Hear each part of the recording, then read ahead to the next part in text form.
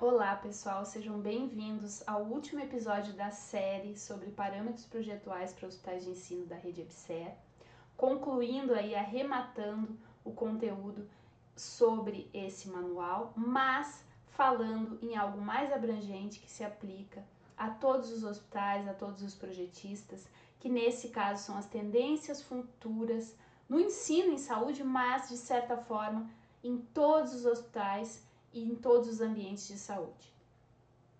Lembrando que esse manual é um guia essencial para quem busca entender e projetar hospitais de ensino modernos e eficientes. A gente vai explorar nesse capítulo as questões de tecnologia, inovação, moldando o futuro desses espaços, mas sempre com um olhar para a humanização. Não percam de vista esse horizonte da humanidade, né, das pessoas que estão no centro de tudo que nós projetamos e pensamos do ponto de vista da infraestrutura da saúde. Então, o último capítulo desse manual traz uma reflexão sobre o futuro dos hospitais, não só da rede EBSER, mas como as mudanças e as transformações estão vindo em uma velocidade acelerada, nos demandando esse preparo, né, e essa disposição em lidar com a incerteza futura. O primeiro aspecto que o manual aborda é a associação entre tecnologia e acolhimento. A tecnologia está transformando os hospitais, não só de ensino, todos eles, né? A inteligência artificial, a realidade virtual, os sistemas de informação e comunicação cada vez mais avançados estão presentes em praticamente todas as áreas de um hospital nos dias de hoje. Em menor ou maior intensidade, mas a tecnologia ela é algo muito poderoso, inclusive, para fortalecer essa infraestrutura em questões de automação, em questões de controle e desempenho do edifício hospitalar. Ao mesmo tempo, a humanização dos espaços é fundamental. Nos hospitais de ensino, ainda mais, porque eles são uma referência de cuidado, de atenção, de formação qualificada. Então, os ambientes acolhedores, integrados à natureza, que promovem bem-estar, eles precisam ser uma regra, eles precisam ser um objetivo de quem projeta esses estabelecimentos. A chamada combinação entre o high-tech, a alta tecnologia, e o high-touch, o afeto, o tato, o toque, o cuidado, que são essenciais. Sempre pensando que nós, projetistas, temos a pessoa no centro da nossa atenção. O nosso objetivo final é criar espaços salutogênicos, espaços que promovam a saúde, que estimulem a cura, que abracem as pessoas, que estimulem também as equipes a cuidar melhor, né? E por isso que nós precisamos ter essa atenção redobrada em tudo que é tech, em tudo que é futuro, em tudo que é futurista, mas sem perder de vista aquilo que é mais essencial e mais básico e que não vai mudar, vai continuar sendo uma necessidade. As pessoas precisam ser olhadas, acolhidas e bem cuidadas. Isso não vai mudar, a tecnologia não vai mudar essa necessidade básica do humano. Como fazer isso, né?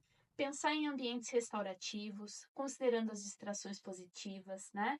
Criar esses ambientes acolhedores é uma prioridade. Isso inclui não só as áreas da assistência propriamente dita, mas as áreas de convivência, os jardins terapêuticos, uma iluminação natural abundante, um tratamento acústico adequado, pensando em todos os aspectos sensoriais, né? Espaços de circulação também podem se tornar locais de exposição artística, valorização da cultura local. Né? No caso da EBSER, que é uma rede que tem padrões, que tem parâmetros, mas cada hospital tem aí a sua peculiaridade, cultura, né? Aspectos de arte regional que podem estar funcionando aí, agregando como distrações positivas nesse ambiente que é carregado, né, de incerteza, de dificuldades, de desafios. Ao lado disso, surgem cada vez mais novos modelos de cuidado e telesaúde.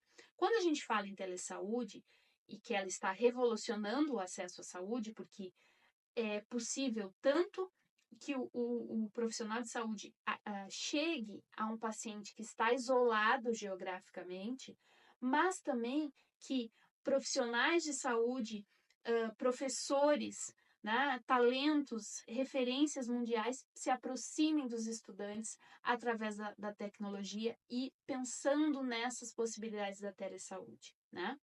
A, as consultas remotas, o monitoramento dos pacientes, também os diagnósticos à distância, né, são cada vez mais comuns.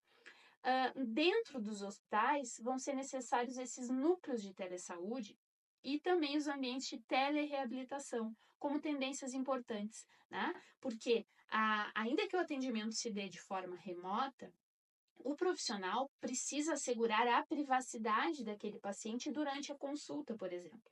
Né? Então, como que é constituído esse núcleo de consultórios de telesaúde? Né? São consultórios em que só o profissional figura em diálogo com a tela, com o paciente que está remoto, mas num ambiente que exige a mesma privacidade de um consultório convencional, por exemplo. Junto com toda essa demanda pela telesaúde, se incrementa a cada dia a inteligência artificial dentro do ambiente hospitalar. A inovação tecnológica ela está não só nos equipamentos de diagnóstico, de tratamento, mas cada vez mais no próprio tratamento dos dados, nos vestíveis, em tudo também que vai oportunizar o acompanhamento remoto desses pacientes, né? Então, os hospitais são cada vez mais ambientes promotores de inovação, né? Criando núcleos de avaliação das tecnologias em saúde, pensando nesses núcleos de atuação multidisciplinar para discutir as próprias startups, os polos de tecnologia em saúde associados à universidade e aos hospitais, os laboratórios de inteligência artificial, trazendo aí uma exploração não só dos tratamentos inovadores, né? Os testes, essa necessidade de um ambiente também que vá oportunizar uma movimentação grande de pessoas, atraindo pesquisadores, atraindo referências em inovação para dentro do ambiente do hospital de ensino. Né? Os sistemas autônomos, os robôs, os drones, também vão incrementar cada vez mais esse ambiente da saúde, né? A gente observa assim que há 10 anos atrás, coisas que nós vivenciamos hoje eram inimagináveis, né? Talvez assim, em termos de robótica, cirurgias, né? O quanto elas evoluíram em um curto período de tempo e se difunde cada vez mais, né? Essa tecnologia, já pensando também em robôs cirúrgicos que ocupam menos espaço, mas que demandam aí o nosso conhecimento e a nossa percepção sobre o seu impacto no espaço físico e na dinâmica dos processos e atividades que ocorrem dentro do hospital.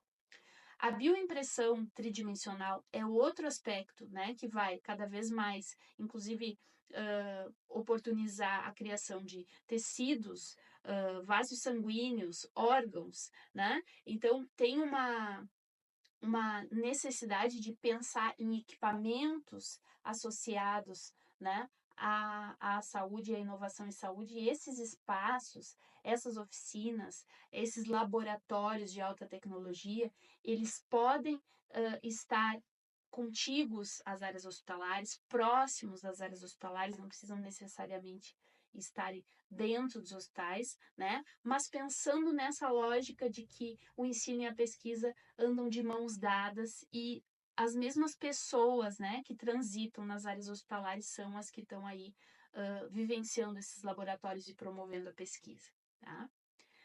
A realidade estendida, as interfaces imersivas, também dentro do ambiente, né? Pensando nessas simulações, nessa visibilidade, nessa visualização em realidade virtual, tanto para o treinamento quanto para a prática, né? Para a execução aí dos tratamentos e dos diagnósticos, né? Então, os ambientes virtuais de aprendizagem, E são aspectos que a cada desafio, que a cada projeto, eles vão demandar dos projetistas um olhar e uma atenção, né? Esse reconhecimento, porque o que a gente está estudando hoje em termos de tecnologia, amanhã já pode ter sido superado. Então, é algo muito dinâmico, mas que fica o alerta de que não tem, é impossível hoje em dia não pensar mais nessas questões, né? Não considerar esses aspectos nos nossos projetos. As tecnologias de informação, comunicação e gestão de dados, elas pautam a tomada de decisão de forma cada vez mais significativa, né? Hoje em dia, quando a gente fala, por exemplo, de planos diretores hospitalares, a gente já traz o pessoal da tecnologia de informação, que também tem os seus próprios planos diretores, o seu planejamento, né, de curto, médio e longo prazo. Então, esses dados, esses equipamentos que acomodam a tecnologia da informação e comunicação também ocupam cada vez mais espaço físico, ainda que estejamos falando de nuvem, né? A nuvem nos demanda espaço físico adequado, com climatização, né? Com temperaturas muito baixas, com a necessidade de proteger esses ambientes também. Os dados são algo muito valioso em termos de privacidade, né? Mas também de todo o funcionamento. Então, se existe qualquer pane nesses sistemas por questões de superaquecimento, por exemplo, né? É quase pensar que o hospital inteiro vai parar, tá? Da mesma forma, as demandas por entreforro, em cada unidade funcional nós temos aí os servidores, né, os equipamentos dedicados àquela unidade. Então, existem as centrais de tecnologia de informação, existem as salas técnicas nas unidades funcionais e também pensando nesses núcleos de inovação que estão associados à tecnologia e à comunicação virtual. Então, concluindo aqui, a principal mensagem que esse manual traz é de que o futuro é construído no agora. Ao estabelecer essas diretrizes ambientais, pensadas em funcionalidade, flexibilidade, sustentabilidade, conforto, segurança, a rede Ebsera assumiu um compromisso com as tendências futuras, né? Porque ela entende que é um longo caminho a trilhar, mas ela está colocando no seu horizonte o futuro, o planejamento, essa necessidade de falar uma mesma língua em rede, né?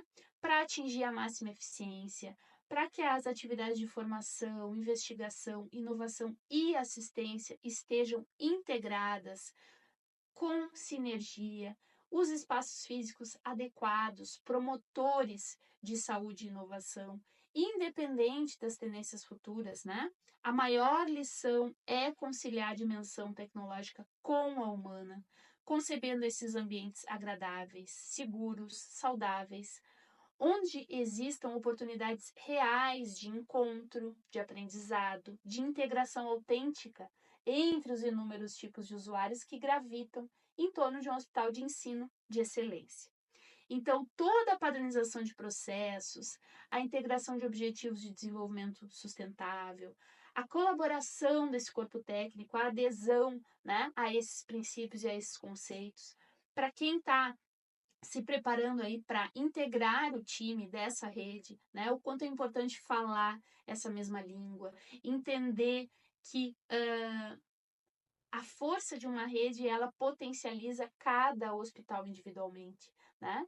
E para todos nós projetistas, o quanto tem aí de aprendizado, né? A gente nunca sabe o desafio que vai se colocar amanhã na nossa porta e a gente precisa estar preparado, né? Para o que a gente nem imagina. Então, nós esperamos que essa série tenha contribuído, tenha trazido informação, conhecimento e que tenha inspirado também vocês, né? Nesse futuro de hospitais de ensino, a gente está falando não só dos hospitais em si, mas dos ambientes de formação que vão nos demandar a todos os profissionais cada vez mais preparo, né? Então, de novo, esperando ter colaborado, nós fizemos esse esforço aqui de começar, né, uma série. Não é muito simples fazer tudo isso, mas a expectativa é sempre de agregar valor, de pensar que a infraestrutura do serviço de saúde merece profissionais cada vez mais habilitados e competentes para trabalhar com tudo isso. Então, sigam aqui conosco, se inscrevam, em breve nós vamos ter mais conteúdo. Curtam esse vídeo, compartilhem com quem vocês acreditam que possa também se inspirar com isso que a gente está aqui abordando e refletindo, certo? Obrigada pela audiência, por terem ficado até o final conosco e que venham as próximas séries da Infra da Saúde.